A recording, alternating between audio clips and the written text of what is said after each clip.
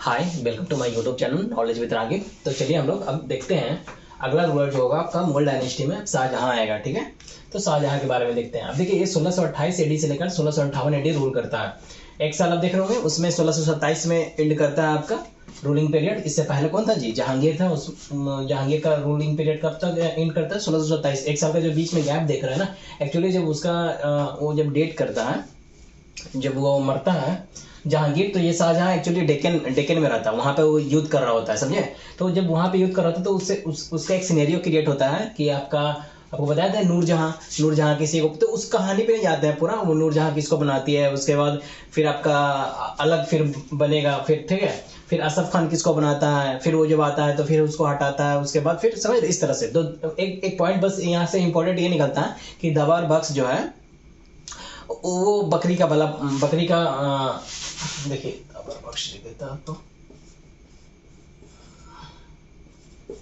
The power बख्श, ये याद रखिए।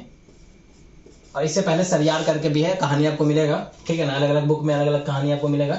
तो आप इस सरयार देखिएगा ना, तो सरयार भी जो है आपको बताया था ये एक सरयार करके था कोई, इस तरह से सहारियार करके कोई था एक, इसके बारे में उतना कहानी नहीं जानना है। तो ये नूरजहां पहले इसको बनवाती है, फिर वो क्या करता है, अशरफ खान दवर बख्श को बनाता है। उसके बाद जब ये आता है तो दवर बख्श को डिपोज करता है। उसके बाद फिर क्या होता है कि आपका असफ खान जो होता है किल करता है इधर शाहरियार को। तो उतना कहानी के अंदर नहीं जाते हम लोग, ठीक है, इन डेप्थ में कि क्या है नहीं है कैसा है। बस इतना यहाँ से एक पॉइंट आपको याद रखना है, क्योंकि हम लोग बहुत क्या रखते हैं, बहुत ही शॉर्ट में रखते हैं, एग्जाम ओरिएंटेड रखते हैं, ठीक है। तो दावर बख्श को क्या करता है, डिपोज करके फिर शाहजहां क्या होता है, रूल करता है मुगल डायनेस्टी में, ठीक है। तो 1627 ईस्वी में आपका क्या होता है कि आपका जहांगीर जो होता है इंतकाल होता है, जहांगीर जब मरता है तो फिर उस बीच में दावर बख्श को फिर आता है जब, तो दावर बख्श को डिपोज करके शाहजहां बनता है, और फिर उधर कहानी है कि उसको मारता उड़ता है। तो उतना कहानी पे हम लोग नहीं आते हैं, ठीक है। तो मेन मुद्दा का पार्ट आपका क्या निकल रहा है जी? एक ये निकल रहा है मेन मुद्दा का पार्ट, दावर बख्श, ठीक है। तो इसको डिपोज करके शाहजहां बनता है खुद। तो एक चीज यह समझने की कोशिश कीजिएगा कि जो मैं दे रहा हूँ आपको कंटेंट, वो कहाँ से दे रहा हूँ, ठीक है। तो क्रॉन बुक हो गया, लूसेंट का बुक हो गया, ठीक है। आपका घटना चक्र जो जितने ऑल पीसीएस का और आईएएस यूपीएससी का जो सवाल उससे पूछता है, यूपीएससी सिविल सर्विस का, तो वो उसका कलेक्शन जो है वो सारा का, और मेरा खुद का बनाया हुआ मतलब सोर्सेस जो है वो सारा का कलेक्शन लाके मैं एक जगह क्या कर दिया हूँ, बटोर के रख दिया हूँ, समझे? तो ये आपके लिए हेल्पफुल होगा। एक्चुअली क्या है ना कि आप मेरा प्लेलिस्ट में भी देख सकते हैं, वो लिखा हुआ है। तो खैर आप अगर वीडियो देख रहे हैं तो आपको मालूम होना चाहिए एटलीस्ट कि है कहाँ से कंटेंट, ठीक है। तो चलिए अब हम देखते हैं शाहजहां के बारे में। शाहजहां का चाइल्डहुड नेम क्या रहता है? खुर्रम। बताया था जगत गोसाई की ही, ये क्या था, जगत गोसाई से हुआ, जगत गोसाई का ही बेटा था, खुर्रम था। तो देखिए शाहजहां का क्या नाम रहता है चाइल्डहुड नेम जी? तो खुर्रम रहता है। इसकी जो बीवी बनती है, जो शादी करता है, किससे करता है? अर्जुमंद बानो बेगम से करता है। एक्चुअली ये शादी देखिए रूलिंग कर रहा है 1628 ईस्वी में, लेकिन शादी और पहले कर लेता है, 1612 में ही शादी कर लेता है, समझे। और इसी को ये टाइटल देता है मुमताज महल का, ठीक है। इससे 14 इसका बच्चा होता है, जिसमें 7 बच्चा मर जाता है। खैर उसके बच्चा कितना होता है इस पे कहानी नहीं जानते हैं। मेन पॉइंट आपको याद क्या रखना है, अर्जुमंद बानो बेगम, उसी को टाइटल देता है मुमताज का, ठीक है। तो ये मेन पॉइंट है, ये एकदम याद होना चाहिए आपको, समझ में आया। और इसका जो 7 जो बचता है, ठीक है, औलाद, तो उसमें से देखिए 4 रहता है, दारा सिको एक, ठीक है, शाह शुजा, फिर आपका औरंगजेब, मुराद बख्श, ये 4 हो गया इसका सन यानी बेटा में। और 3 बेटी होती है जो कि रहती है जहान आरा, रोशन आरा, गौहर आरा, ठीक है। अब दारा सिको जो होता है उसको दिल्ली का टेरिटोरी वाला कमान संभालने के लिए मिलता है। शाह शुजा को जो है आपको बंगाल वाला एरिया मिलता है, ठीक है। औरंगजेब को डेक्कन वाला एरिया मिलता है। तो उतना आपको उतना इन डेप्थ नहीं जाना है, लेकिन औरंगजेब का याद रखिएगा कि वो डेक्कन का एरिया मिलता है इसको, ठीक है। ये मेन पॉइंट है, बाकी इसका नाम याद होना चाहिए, ठीक है। और जहान आरा और रोशन आरा, गौहर आरा नाम याद होना चाहिए। और औरंगजेब के साथ थी मिली हुई, मतलब जहान आरा, ठीक है। तो औरंगजेब मतलब किसके, औरंगजेब और जहान आरा में मतलब बनता था, साथ में थी, ठीक है। औरंगजेब इसी को एक टाइटल दिया था, सही बात उज्जमानी का टाइटल। मरियम उज्जमानी आपको बताए थे, पीछे आप देख सकते हैं, हरका भाई को मिला हुआ है। इसको सही बात उज्जमानी को टाइटल, सही बात उज्जमानी का टाइटल देता है। कौन देता है? औरंगजेब देता है जहान आरा को। समझ में आया इतना तक? अब देखिए कि इसके कोर्ट में जो है ना, शाहजहां के कोर्ट में बर्नियार भी है और टवर्नियर भी है। तो ये जो है ये फ्रेंच से था, ठीक है। खैर उतना याद नहीं रखना, लेकिन ये आपको मालूम होना चाहिए इसके कोर्ट में कौन कौन है, बर्नियार, टर्नियार, निकोलो मानुसी, और पीटर मुंडी। ये पीटर निकोलो मनुसी जो था वो इटालियन था, लेकिन कहाँ से था उतना नहीं मालूम होना चाहिए, लेकिन इतना मालूम होना चाहिए कि निकोलो मनुसी जो था पूरा ये मुगल जो पढ़ा रहा है आपको, तो ये क्या था मुगल में, ये क्या था जी, मुगल में ये फिजिशियन था, ठीक है। तो ये आपको मालूम होना चाहिए कि ये क्या था, मानोकी क्या था जी, फिजिशियन था। और ये किसके राइम में था, किसके कोर्ट में था, तो शाहजहां के कोर्ट में, फिजिशियन, ठीक है, फिजिशियन था ये। और इसके कोर्ट में आपका अब ये याद रखना है आपको कि टैवर्नियर जो था वो डिस्कस किया था, क्या डिस्कस किया जी, तो diamond and diamond mines of India, कौन डिस्कस किया था, यही किया था। और देखिए इसके रहते हुए शाहजहां ही जो रूलर बना है ना मुगल डायनेस्टी में, ठीक है, ये जो इम्पेयर बना, ठीक है, तो मुगल डायनेस्टी एम्पायर में जो ये इम्पेयर बना, तो इसी के रहते वक्त क्या हुआ ना कि सक्सेसर के बीच सक्सेसर के लिए लड़ाई युद्ध हुआ। फर्स्ट यही रूलर था जिसके बीच में ऐसा, मतलब जब ये रूलिंग करना स्टार्ट किया ना, तो इसी रूलिंग के पीरियड में फर्स्ट टाइम ऐसा हुआ कि सक्सेसर के लिए लड़ाई होना कि कौन अब बनेगा, इसके बाद राइन कौन रूल करना स्टार्ट करेगा मुगल डायनेस्टी में, उसके लिए लड़ाई होना स्टार्ट हो गया, समझे। तो ये जो है देखिए आपको हम आगे बताएंगे कि ये जो इसका आप दारा सिको देख रहे हैं, शाह शुजा देख रहे हैं, औरंगजेब देख रहे हैं, मुराद बख्श देख रहे हैं, तो इसके बीच में लड़ाई होगा आगे में, ठीक है। तो ऐसा कौन रूलर है जो कि जिसके रहते हुए सक्सेसरशिप के लिए, सक्सेसर बनने के लिए, क्या हम बनेंगे तो लड़ना स्टार्ट कर दिया सब एक दूसरे से, तो ये शाहजहां के वक्त ही था, ठीक है। तो बाकी ये आपको मालूम हो गया। अब ये देखिए आप कि गोल्डन ईरा ऑफ आर्किटेक्चर्स के लिए इसका पीरियड जाना जाता है, कैसे जाना जाता है बताएंगे, क्या क्या बनवाया है, ठीक है। और एल श्रीवास्तव जो है वो अपने बुक में, एक बुक है इसका मुगल कालीन भारत, ये लिखा है एल श्रीवास्तव। तो ये जो है क्या बताता है जी, गोल्डन ईरा ऑफ मुगल का गोल्डन ईरा पीरियड बताता है, इसी शाहजहां के पीरियड को गोल्डन ईरा पीरियड बताता है कौन, एल श्रीवास्तव। और एक एलिफेंस्टो करके है, एलिफेंस्टो, ठीक है, एलिफेंस्टोन करके इस तरह से कोई, ये भी क्या बताता है, ये बताता है कि मतलब मिडिवल इंडिया में ये सबसे प्रोस्पिरस जो राइन बताता है कि किसका राइन में सबसे प्रोस्पिरस माना जाता है, ठीक है, समृद्ध प्रोस्पिरस माना जाता है, तो ये इसी का राइन माना जाता है, समझ में आया, शाहजहां का, ये ऐसा एल्फेंसो का कहना है। अब देखिए ये एक छोटा पॉइंट है, मालूम होना चाहिए आपको, बाकी ये मालूम होना चाहिए, गोल्डन ईरा ऑफ आर्किटेक्चर इसको बोलते हैं, इसी के पीरियड बोलते हैं। अब ये ताजमहल बनवाता है, ठीक है, ये क्या बनवाता है जी, ताजमहल बनवाता है, कहाँ है ताजमहल, आगरा में।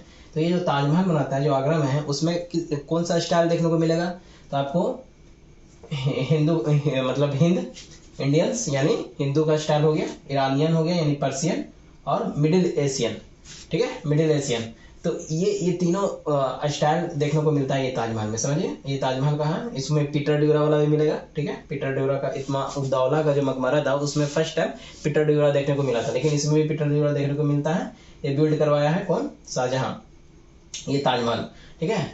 ये देखिए ये जो है ना मतलब इसका 14 बच्चा होता है ना, तो 14वां बच्चा जन्म देते वक्त ही मुमताज महल मर जाती है, ठीक है, इसको बाद में टाइटल देता है मुमताज महल का। तो ये जो मर जाती है ना तो बुरहानपुर में दफना दिया जाता है, लेकिन जब ये बनता है तो फिर लाके इसको यहाँ दफनाता है, ठीक है।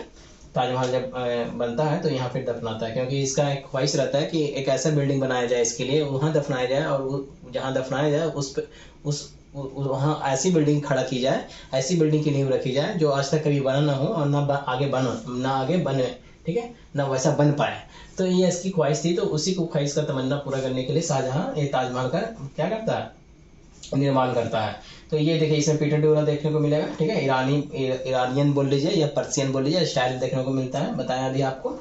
और ये जो है आगरा में आपका। अब जो रेड फोर्ट है दिल्ली में, ठीक है, दिल्ली में रेड फोर्ट भी कौन बनवाता है, शाहजहां ही बनवाता है। अगर देखिएगा आपका रेड फोर्ट आगरा में भी है, आगरा में कौन बनवाता है, पीछे जाके आप देखिएगा कौन बनवाता है, ठीक है, अकबर बनवाता है आगरा में। तो रेड फोर्ट दिल्ली में जो है वो शाहजहां बनवाता है, ठीक है।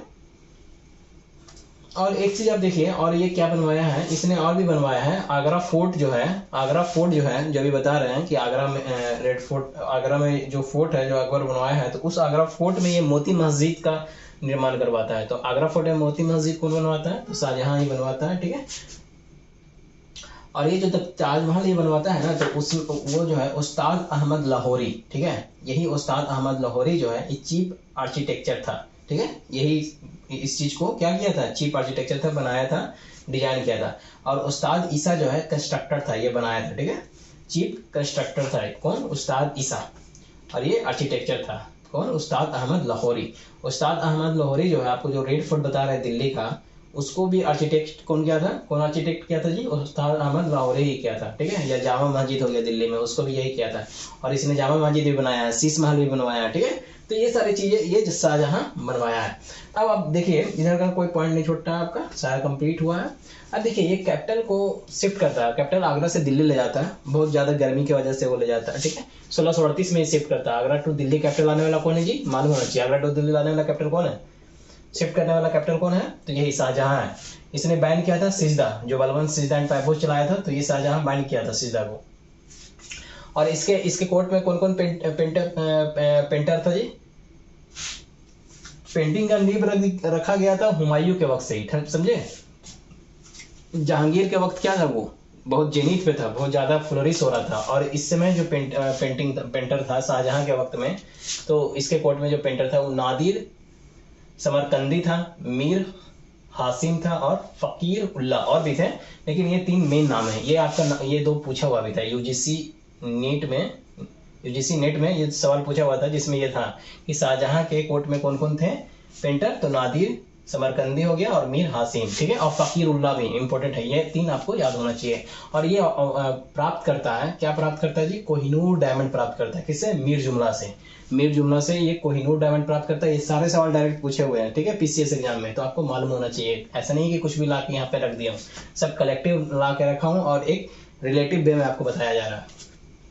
इसने जोड़ा था, एनेक्ट किया था, ये डेट आपको याद नहीं रखना, लेकिन ये 28 से 35 के बीच में एनेक्ट किया था। किसको? ओरछा जो है जी बुंदेलखंड वाला एरिया में है, बुंदेलखंड के एरिया में ही है। तो उसको ये जोड़ा था, किसको हराया था? जुझार सिंह को हराया था, जो कि वीर सिंह बुंदेला का बेटा था। इसी को हरा के ये वाला एरिया को जोड़ा था ये अपने राइन में। 1633 में भी ये फिर क्या हुआ, एक एनेक्ट, ये अहमदनगर साउथ में है, तो ये आपका क्या है, ये बुंदेलखंड एरिया वाला वो नॉर्थ में हो गया। तो अहमदनगर, तो ये नॉर्थ में भी क्या है कि नहीं, क्या है, साउथ में क्या है कि नहीं, तो क्या है, तो देखिए साउथ में अहमदनगर को क्या करता है, जोड़ता है ये। और उसमें क्या करता है, अहमदनगर जो है आपका, देखिए इधर से कौन आता है, शाहजहां की तरफ से कौन जाता है? महाबत खान, जो जीतता है महाबत खान, इसको अहमदनगर को जीतता है और फिर इसमें अपने राइन में ये ऐड करता है। निजाम शाही किंगडम, अहमद खान उस समय कौन था अहमदनगर में, कौन किंगडम था? निजाम शाही किंगडम था, उसको हराया था। उसके बाद क्या करता है कि औरंगजेब जो है, औरंगजेब जो आपको यहाँ बता रहे हैं औरंगजेब, ये औरंगजेब जो है वो क्या बनता है जी? गवर्नर, मतलब आप बोल सकते हैं मुगल वाइसरॉय ऑफ डेक्कन, या आप गवर्नर डेक्कन का गवर्नर बोल सकते हैं। औरंगजेब बनता है कौन से पीरियड में? तो 36 से 44 के बीच में रहता है। दो फेज में ये बनता है, एक 36 से 44 के बीच में, एक 52 से 57 के बीच में। तो इतना आपको डेट नहीं याद रखना, बस इतना याद रखना है कि औरंगजेब किसको शाहजहां बनाता है आपको, डेक्कन का गवर्नर, तो ये औरंगजेब को बनाता है, ये आपको मालूम होना चाहिए, ठीक है। मीर जुमला सिजदा ये होना चाहिए, ये सब मालूम होना चाहिए, ये सारे पॉइंट मालूम होना चाहिए आपको। बाकी आप देखिए वार ऑफ सक्सेशन, उससे पहले आप देखिए कुछ यहाँ देखिए आप कुछ देखिए, ये जो आपको बता रहे थे एनेक्ट करता है, तो उसी के समय ये भी होता है, अफगान को भी क्या करता है, अफगान से भी लड़ता है, अफगान को भी हराता है, ठीक है।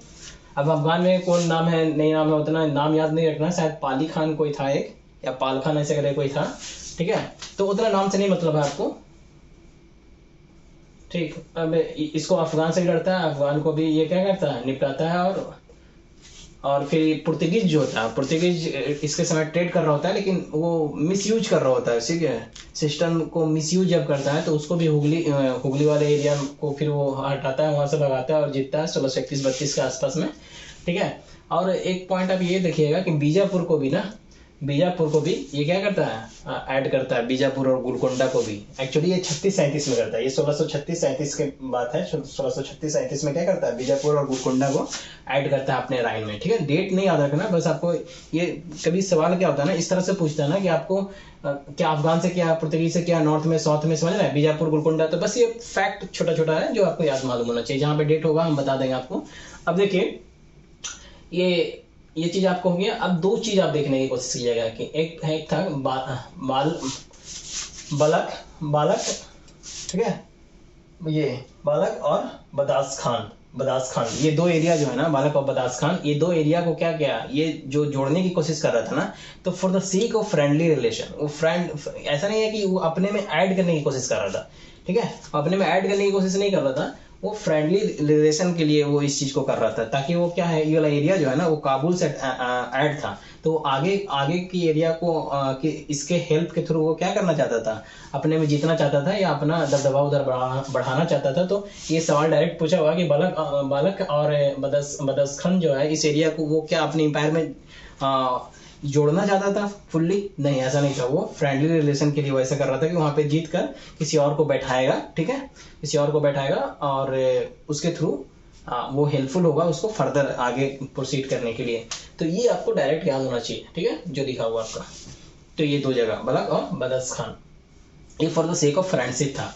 और आपको एक ये होना चाहिए कि इसी के राइन में क्या हुआ था ना, इसके राइन में पहले तो इसने ऐड कर रखा था, बाद में क्या हुआ कि कंधार वाला जो एरिया था ना वो 1647 या कहीं कहीं आपको 1649 दिखेगा।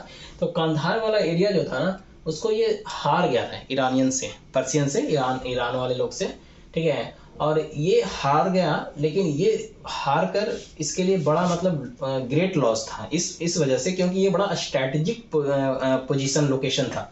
तो ये भी सवाल पूछा हुआ है, ठीक है। तो ये बड़ा स्ट्रैटेजिक लोकेशन था, तो ये भी आपको मालूम होना चाहिए। और कंधार वाला एरिया हारा था, ठीक है। बाकी ये पॉइंट आपको बता दिए। और देखिए यहाँ यहीं पे आपको सल्टा देते हैं जो भी लिखा हुआ है, फिर नीचे आपको ले जाएंगे।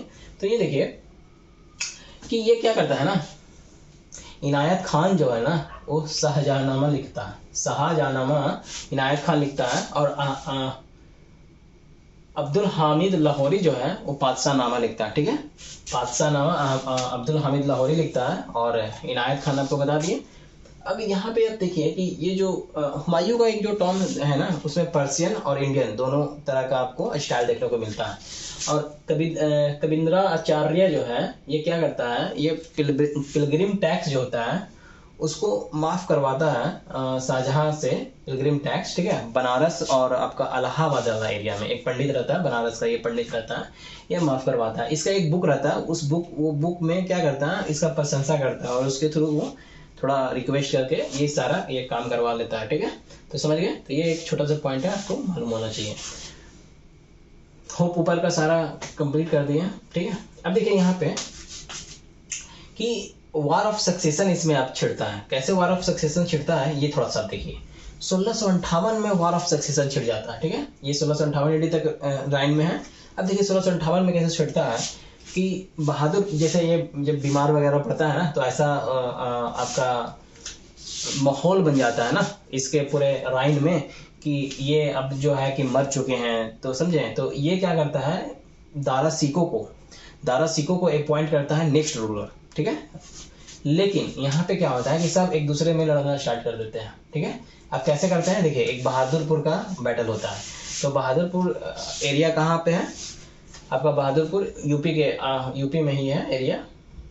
अब देखिए बहादुरपुर हाँ यूपी में ही एरिया है ना बहादुरपुर। वहाँ पे क्या होता है कि शाहजहां नहीं शाह सुजा लड़ने आता है दारा सिको से। चूंकि ये दारा सिको को बनाता है, ये तो दारा सिको को ऑफिशियली डिक्लेयर करता है ये शाहजहां। लेकिन क्या होता है कि शाह सुजा इसको क्या है कि मतलब लड़ने आता है कि नहीं ऐसा नहीं होना चाहिए, ऐसा होना चाहिए कि उसको दारा सिको को नहीं बनाओ।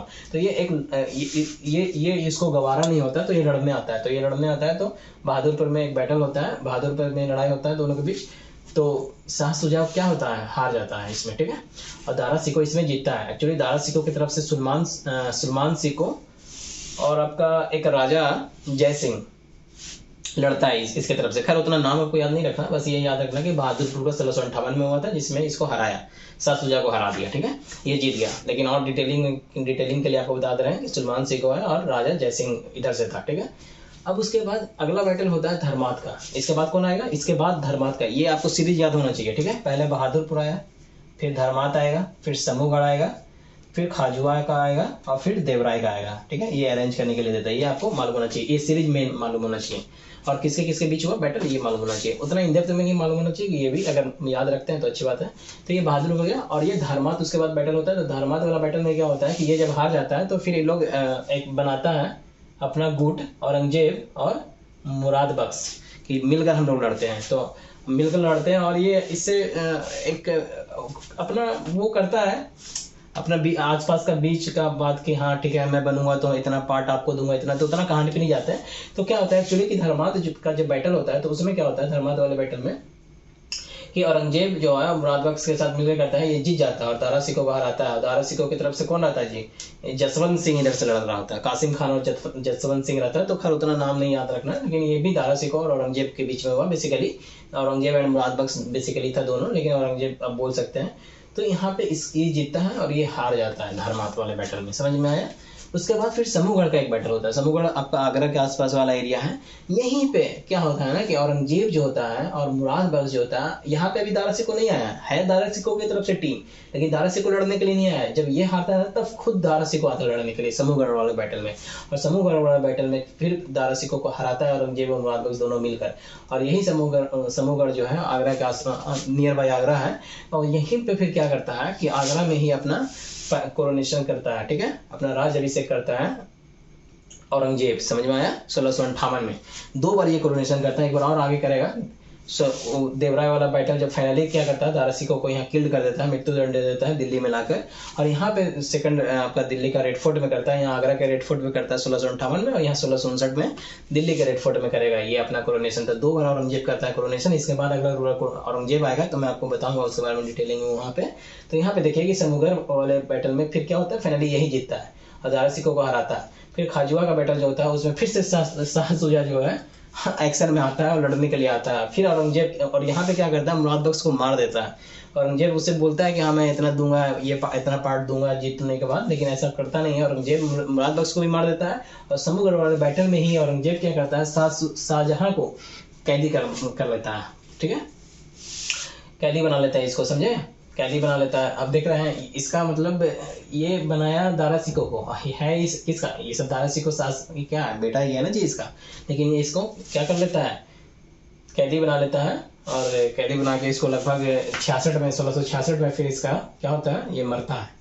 तो तब तक इसको कैदी एज ए कैदी के तौर पे ये रहता है 8 साल तक। तो अब देखिए यहाँ पे क्या होता है कि ये सिचुएशन आप समझ में आ गया होगा। फिर खाजुआ का होता है, फिर औरंगजेब यहाँ जीतता है, फिर देवराय का बैटल लास्ट होता है, समझे। ये आपका नियर इलाहाबाद हो गया, ये आपका औरंगाबाद के आसपास में है, और ये देवराय अजमेर के आसपास में है, ठीक है, नियर बाय अजमेर है। और ये देवराय का फिर बैटल होता है, मतलब देवराय एक जगह है जी अजमेर के आसपास का।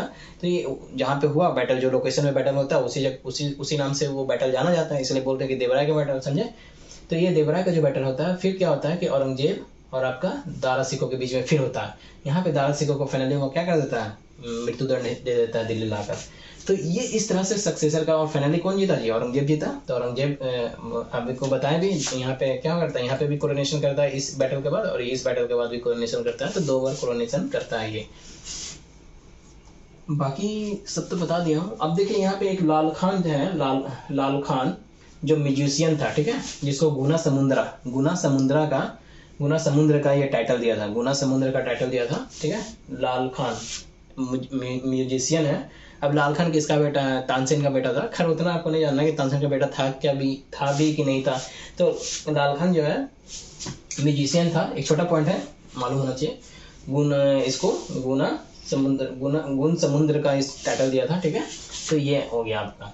उसके बाद आप देखिए इसने दीवाने खास बनवाया था। तो दीवाने खास जो बनवाया था ना, तो दीवाने खास में ही एडॉर्न किया था, मतलब वहाँ पे सजाया था तख्ते ताऊस, समझे, तख्ते ताऊस, और जिसको हम लोग क्या बोलते हैं, पीकॉक थ्रोन बोलते हैं, या मयूर सिंहासन बोलते हैं, ठीक है। मयूर सिंहासन, पीकॉक थ्रोन, तख्ते ताऊस, कौन बनाया था इसको, बनाया कौन था जी, तो बादल खान इसको बनाया था। और इस पे पहला राजा बनने वाला कौन था, यही तख्ते ताऊस, कहाँ, यही दीवाने खास में था ये चीज। और ये पहला रूलर कौन था फिर बैठने वाला, ये इसी क्राय में हुआ। तो यही पहला रूलर था जो तख्ते ताऊस पे बैठा। उस पे आपका जो कोहिनूर डायमंड जो ये ला के दिया ना, उसको उस तख्ते ताऊस पे उस चीज को लगाया गया था, समझे। और वो तख्ते ताऊस जो है वो पीकॉक थ्रोन, मयूर सिंहासन जो बोल रहे हैं, कौन बनाया, तो बादल खान बनाया था उसको। जिस तरह से आपको बोल रहे हैं कि यहाँ पे ताजमहल कौन बनाया, तो उस्ताद अहमद लाहौरी बनाया, ठीक है। देखिए यहाँ पे 2 चीज है ना, कि ताजमहल का एक होता है कि आर्किटेक्ट और एक होता है कि कंस्ट्रक्टर, मेन कंस्ट्रक्टर। तो मेन कंस्ट्रक्टर कौन था, उस्ताद ईसा, लेकिन आर्किटेक्ट करने वाला, उसका डिजाइन बनाने वाला कौन था, अहमद लाहौरी था। स्केच करना, डिजाइन बनाना कि हाँ इस तरह से होगा, इस तरह से होगा, समझ में आ रहा है। तो इस तरह से ये वाला भी पॉइंट आपका क्लियर हो गया होगा। अब देखिए कि जो जामा मस्जिद जो है दिल्ली में, वो कौन बनवाया है, शाहजहां ही बनवाया है। लेकिन अगर जामा मस्जिद आगरा में बोलेगा तो कौन बनवाया है, जहान आरा, जो यहाँ बता रहे हैं आपको, इसी की बेटी जहान आरा बनवाई है आगरा में, ठीक है। उसके बाद आप देखिए कि इसी के समय एक पोएट था, ठीक है, एक कवि था इसी के लाइन में, जिसका नाम था कलीम। क्या नाम था? कलीम। उसका नाम कलीम था। बाकी आपको छोटा सा पॉइंट यहाँ पे लिख देता हूँ, शायद आपको दिख नहीं रहा होगा। अब यहाँ पे आप देखिए उपनिषद जो है, उपनिषद बुक को इसने क्या किया था, जो दारा सिको है, दारा सिको, उसने उपनिषद बुक को क्या किया था, ट्रांसलेट किया था पर्शियन में। और उस ट्रांसलेट जो किया था ना पर्शियन में, तो ट्रांसलेट जब किया वो पर्शियन में, तो उसी बुक को क्या बोलते हैं? सरे अकबर बोलते हैं। पर्शियन में ट्रांसलेट किया हुआ जो आपका उपनिषद है, उसी का नाम है सरे अकबर, ठीक है। अब दारा सिको जो है वो पहला मुस्लिम था जो स्टडी किया था हिंदू स्क्रिप्चर को। ऐसा नहीं है, मतलब अगर आप देखते हैं कुछ ऑप्शन के हिसाब से कि हाँ उसमें कुछ ऑप्शन दिया हुआ रहेगा, क्या अबुल फजल था, क्या ये था, क्या यह था, तो उस हिसाब से ऐसे आपको अलबरूनी है। अभी वो वाला मैं पार्ट पहला वाला जो छोटा सा है वो पार्ट दिया नहीं हूँ, आगे मैं पढ़ा दूंगा उसको। सबसे पहले कुरान पढ़ने वाला फर्स्ट मुस्लिम कौन था? अलबरूनी था, ठीक है। अलबरूनी भी बहुत जानकार था, बहुत अच्छा स्कॉलर था वो, बहुत लैंग्वेजेज का वो जानकार था, बहुत लैंग्वेज को अच्छे से जानता था वो। समझ में आ रहा है आपको क्या बोल रहा हूँ? तो ये दारा सिको भी है जो क्या है, ये उपनिषद पढ़ा है, तो ये भी क्या है, एक अच्छा जाना जाता है इस चीज़ के लिए कि वो हिंदू स्क्रिप्चर पढ़ता है। फर्स्ट बोलना सही नहीं है, ठीक है। तो हिंदू स्क्रिप्चर ये भी पढ़ना जानता था, पढ़ता था, जो कि उपनिषद को क्या किया इसने सीधे एकदम पर्शियन में ट्रांसलेट किसी ने किया है। और जो उपनिषद को पर्शियन में ट्रांसलेट किया है ना, उसी पर्शियन में ट्रांसलेट किया हुआ को क्या बोलते हैं? उपनिषद वाला को सरे अकबर का नाम से जानते हैं। और दारा सिको को इसने क्या किया था? शाहजहां दारा सिको को शाह बुलंद इकबाल का टाइटल दिया था। किस चीज का टाइटल दिया था जी? शाह बुलंद इकबाल, शाह बुलंद इकबाल का टाइटल दिया था इसने, ठीक है। और दारा सिको का सबसे अच्छा एक बुक है, वो बुक एक लिखा है मजमा उल बहरेन, मजमा उल बहरेन इसने लिखा है। किसने लिखा है? ये बहुत अच्छा, मतलब इसने और भी बुक लिखा है, लेकिन ये बुक इसका सबसे फेमस बुक है, ठीक है। मजमा उल बहरेन इसने लिखा है। उसके बाद बाकी आई थिंक मैं सारा कवर कर दिया हूँ। और शाहजहां एक आना का 2 आना वाला सिक्का चलाया था। बाकी आई थिंक कुछ छोटा तो नहीं है, सारा आपका कवर हो गया है। इसमें जो भी था, जो भी पॉइंट था, आई थिंक सारा मैंने कवर कर दिया हूँ। शीश महल वगैरह भी ये बनवाया था, ठीक है।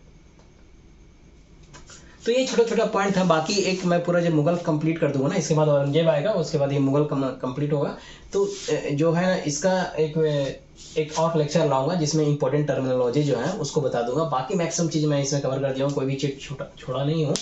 जितना भी था मेन पॉइंट वो मैं सारा इंक्लूड कर दिया हूँ। होगा आपको समझ में आया होगा।